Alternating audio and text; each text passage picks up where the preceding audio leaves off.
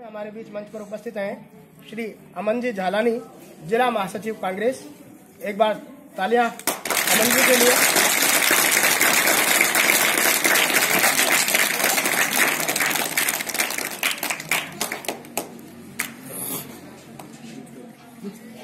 भाई माही गुर्जर हमारे बीच है।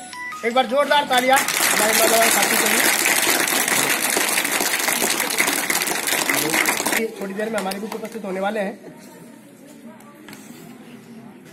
ऐसा होता है कि पहले से राजनेताओं की अगवानी में संस्थाओं के लोग रहते हैं, लेकिन मैं पहली बार ऐसा कार्यक्रम देख रहा हूं कि मुख्य अतिथि महोदया अपने सही समय पर हमारे बीच उपस्थित हैं और वो कोई तामझाम नहीं, कोई दिखावा नहीं, बिना किसी आडंबर के अपनी पूरी सरलता के साथ, अपनी पूरी गरिमा के साथ हमारे बीच उपस्थित है। आपको हृदय से नमन। एक बार जोरदार ताली।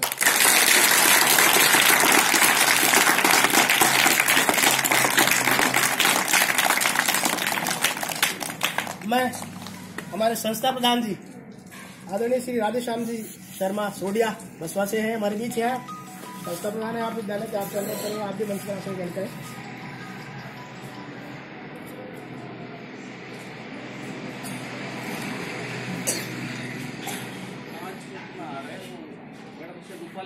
शेर कहा है, मैं आप आदि दुनिया की प्रतिनिधि और मातृशक्ति के प्रतिनिधि के रूप में हमारे बीच उपस्थित हैं हमें आशीर्वाद देने के लिए।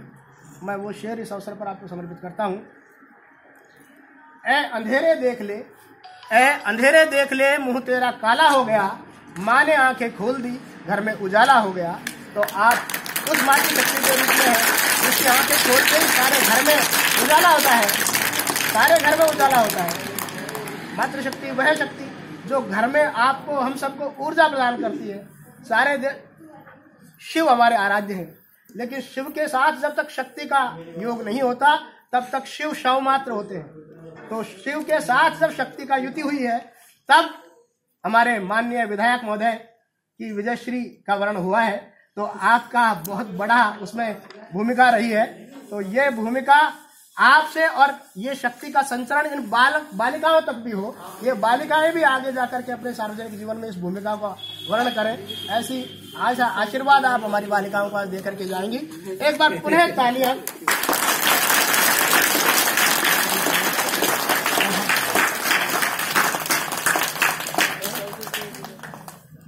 तो पहले मैं सभी मंच अतिथियों से अनुरोध करूंगा कि मां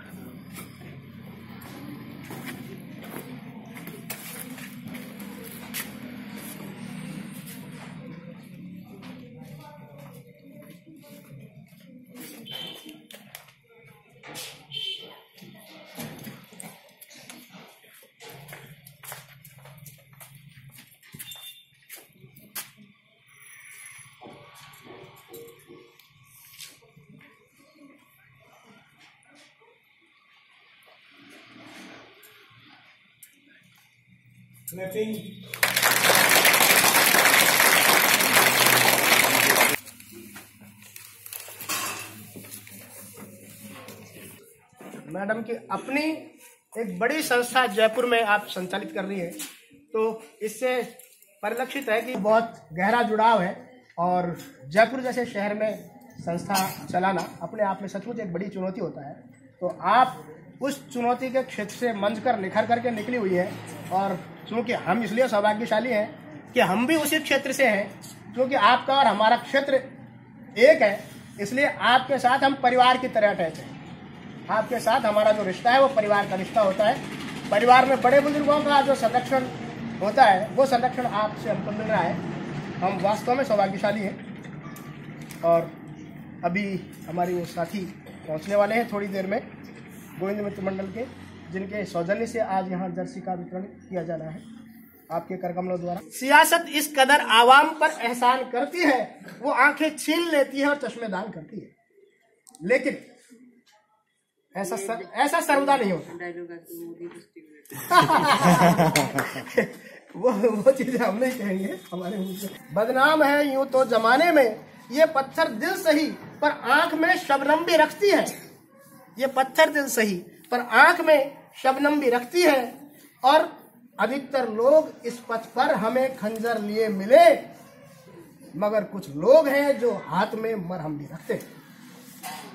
तो ऐसे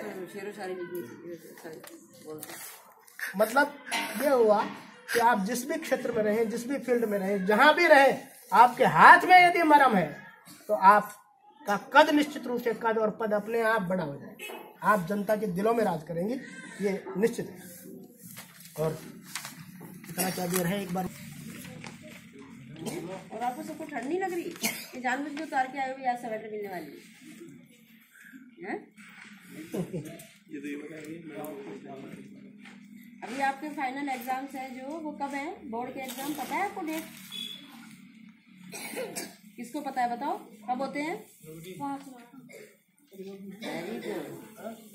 किस ने टाइम टेबल बना लिया अपना? यहाँ पे भी आप बैठ के पढ़ते हो है ना, उस पर लिखा है कि इतनी तारीख से हमारे पेपर एनुअल एग्जाम होने वाले हैं?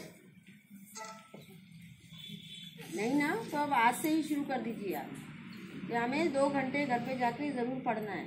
बोर्ड की परीक्षा थोड़ी सी हार्ड होती है, पता है ना आपको। अगर आप फेल हो गए तो 1 साल आपका खराब हो गया, ठीक है। आपके जो क्लास टीचर्स वगैरह हैं वो भी थोड़ा सा इनको मैम, जैसे सर ने बताया, मेरा भी स्कूल है तो मैं हर टीचर्स को यही कहती हूँ, आप 5 या 10 मिनट इस टाइप से दीजिए जैसे आप अपने बच्चों को पढ़ा रहे हो। कोई भी बात हो, अभी भी मेरे बच्चे की नई शादी हुई, एक बात पे भी मुझे बहू पे भी गुस्सा आता था। मैं सोचती हूँ अगर तुम दोनों बेटों के फेवर लेते हो तो इस बहू का क्यों नहीं ले सकते? तो कोई भी बात अंदर से फील करिए और आप ये अपने ऊपर लेंगे ना कोई भी बात, तो वो ज़्यादा उसका रिजल्ट अच्छा मिलेगा, परिणाम अच्छा मिलेगा। तो इन बच्चों को ये सोचिए, आपके खुद के बच्चे भी आई थिंक कितनी एज के होंगे जो भी स्टाफ खड़ा है, तो थोड़ा सा इनको बोर्ड के बारे में एक थोड़ा सा, जिसको कहते हैं ना हार्डनेस, कि भाई थोड़ा सा सख्त है, थोड़ा सा सख्त है, तो उससे बच्चे थोड़े से इजी वे में नहीं लेके थोड़ा सीरियस लेंगे उसको कि भाई हाँ बोर्ड है। क्योंकि इसमें आप और हम भी कुछ नहीं कर सकते कि बच्चा बीमार हो गया था इसीलिए वो फेल हो गया, तो 1 साल खराब होने का मतलब है कि बहुत कुछ बच्चे के मानसिक तनाव रहता है।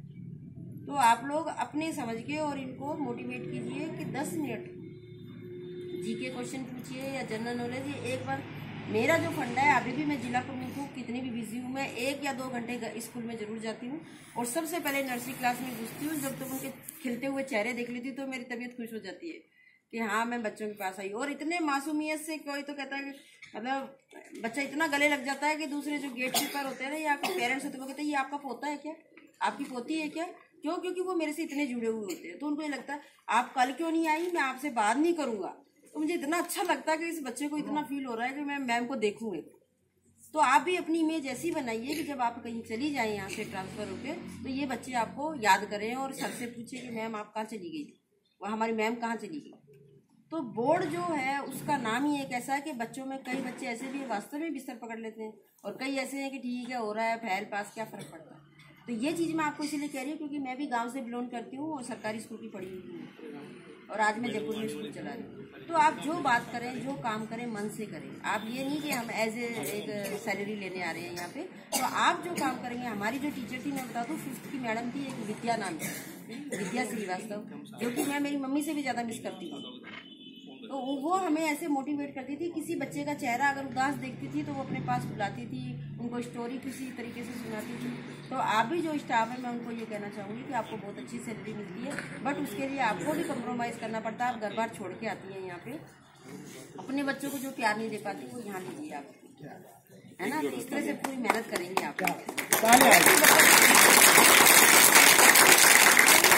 अगर आप तो आप टीचर को दोबारा पूछिए कि मैम इसका मीन्स क्या होगा। और ज़्यादा से ज़्यादा आज के ज़माने में इंग्लिश की बहुत ज़्यादा डिमांड है, तो आप लोग इंग्लिश के वर्ड्स, हार्ड वर्ड जो होते हैं, मीनिंग्स होते हैं, उनको अंडरलाइन करके लाएं घर से। 2 घंटे घर में पढ़ोगे ना और इंग्लिश का सब्जेक्ट पढ़ोगे, जो मीनिंग आपको नहीं आता उसको अंडरलाइन करके लाइए और आपकी टीचर है जो उससे, ठीक है ना। उससे आपको ट्यूशन की भी जरूरत नहीं पड़ेगी और ज़्यादा से ज़्यादा आपके मार्क्स आएंगे। जाओ। निश्चित रूप से हमारे गुरु का ध्येय वाक्य यह होना चाहिए कि हार अपने पुत्र से और शिष्य के अलावा किसी से हार स्वीकार नहीं होगी, पुत्र या पुत्री। तो हम हारना नहीं जानते, हमारा शिक्षक हारना नहीं जानता। वो सिर्फ 2 जगह हारना चाहता है, गौरव के साथ हारना चाहता है, अपने शिष्य से और अपने पुत्र पुत्री से। तो आपकी रुचि इस विषय में इतनी है, बहुत अच्छा लगा देख करके। और अब क्योंकि आपका समय भी बड़ा कीमती है, मैं स्वागत की श्रृंखला में आमंत्रित कर रहा हूँ आदरणीय संस्था प्रधान जी को।